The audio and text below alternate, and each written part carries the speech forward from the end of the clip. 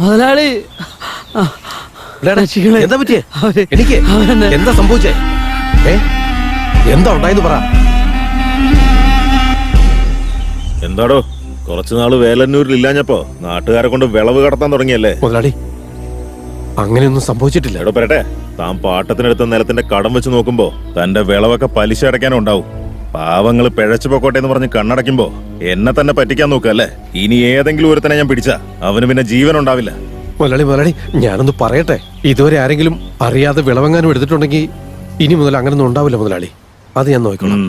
എന്നാ തനിക്ക് കൊള്ളാം. നടക്കടാ.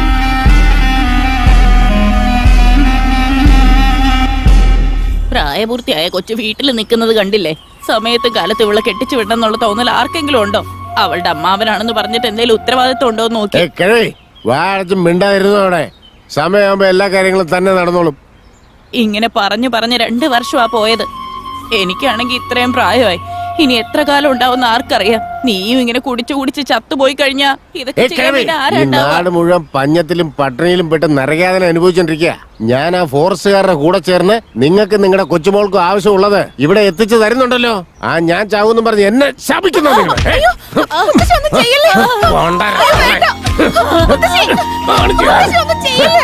എല്ലാം നീ കാരണോടി.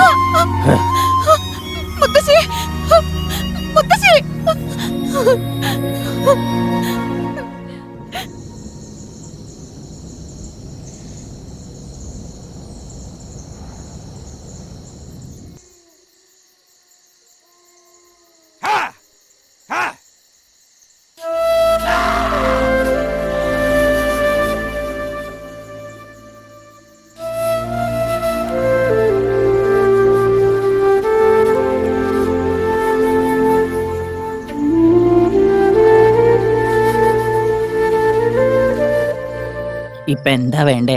കൂനിക്കാടിനെ കുറിച്ച് അറിയണം, അത്രയല്ലേ വേണ്ടൂ? മുതുമുത്തശ്ശന്മാരായിട്ട് പറഞ്ഞു കേട്ട കഥയാ. പണ്ട് കൂനിക്കാടും നമ്മുടെ ഗ്രാമമൊക്കെ ഒരു പ്രദേശമായിരുന്നു. ആ കാലത്ത് കൂനിക്കാട്ടിലുള്ള 2 ആളുകള് മനുഷ്യന്മാരെ പിടിച്ചു തിന്നുന്നത് നമ്മുടെ നാട്ടിലുള്ള ആൾക്കാരെ കണ്ടു. അത് നമ്മുടെ മൂപ്പനോട് പറഞ്ഞപ്പോ അദ്ദേഹം കൂനിക്കാടിനെ അധീനതയിൽ വെച്ചു. കുറച്ചു നാളുകൾക്ക് ശേഷം കൂനിക്കാടിന്റെ നേതാവ് നമ്മുടെ നാട്ടിലേക്ക് വന്ന് മനുഷ്യന്മാരെ തിന്ന ആ 2 പേരെ കൊന്നുകളഞ്ഞെന്നും അവര് 2 പേര് ചെയ്ത തെറ്റിന്റെ പേരില് നമ്മുടെ 2 നാടും എന്തിനു പിരിഞ്ഞിരിക്കണം, ഒന്നായി തന്നെ നിൽക്കാമെന്ന് പറഞ്ഞു. പക്ഷെ നമ്മുടെ മൂപ്പൻ അതിന് സമ്മതിച്ചില്ല.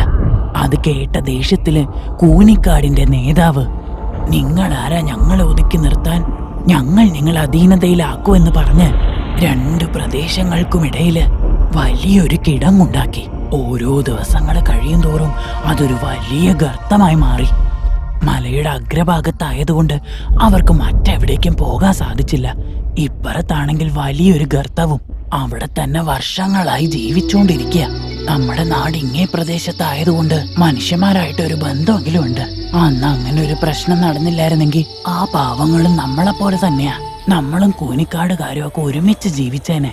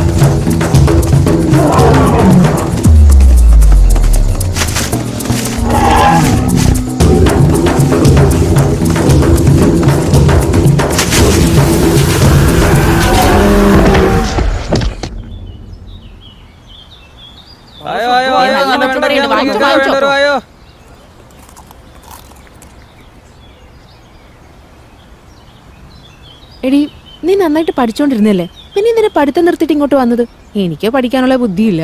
അങ്ങനെ പറഞ്ഞു കൊടുക്കുമോളെ. ഇവളെ പഠിപ്പിച്ചവര് പോലും ഇവളെ കുറിച്ച് എന്ത് നന്നായിട്ടാ പറയുന്നേ. നന്നായിട്ട് പഠിക്ക്, നല്ല ഉദ്യോഗമൊക്കെ വാങ്ങിത്തരാന്ന് പറഞ്ഞതാ. കേക്കണ്ടേ? അമ്മയെ മതിന്ന് പറഞ്ഞ് ഇങ്ങോട്ട് വന്നതല്ലേ. പഠിപ്പിന്റെ പേരും പറഞ്ഞ് കുറെ നാള് പിരിഞ്ഞിരുന്നു നമ്മള്. ഞാനല്ലാതെ അമ്മയ്ക്ക് പിന്നെ വേറെ ആരാ ഉള്ളേ? എനിക്ക് അമ്മയുടെ കൂടെ നിന്നാ മതി, അതല്ലേ ഞാൻ വന്നേ. എന്തൊക്കെ പറഞ്ഞാലും വേറൊരു കുടുംബത്തിലേക്ക് പോകേണ്ടവളല്ലേ. നിന്നെ ഒരുത്തന്റെ കയ്യിൽ ഏൽപ്പിച്ചാലേ എനിക്ക് സമാധാനമാവും. അതോർത്ത് അമ്മ പേടിക്കണ്ട, അവക്ക് നല്ല ഐശ്വര്യമുള്ള ചെക്കനെ തന്നെ കിട്ടും. നമ്മള് മാസത്തിലൊരിക്കൽ ചന്തയിൽ പോയിട്ട് വാങ്ങുന്നത് വെച്ചാ ജീവിച്ചു പോകുന്നത് തന്നെ.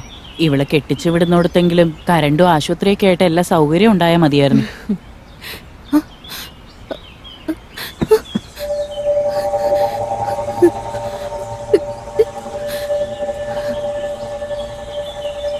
എന്താടാ, എന്തു പറ്റി? അടക്ക പറിക്കുന്ന സമയത്ത് നമ്മുടെ മുത്തു മരത്തേയും താഴെ വേണ്ട ആശുപത്രി കൊണ്ടുവന്ന വഴിയാ. സൂക്ഷിച്ചു പോടാ. ഈശ്വര, ഇനി ആശുപത്രിയിൽ എത്തണമെങ്കിൽ 7 മൈൽ താണ്ടണമല്ലോ. അയ്യോ മോളെ വല്ലി, എന്തു പറ്റി അമ്മ? നമുക്ക് വല്ലി എന്തു പറ്റി? പറ, എന്താണ് നിനക്ക് പറ്റിയേ? വല്ലി, എന്നെ ഒന്ന് നോക്ക്.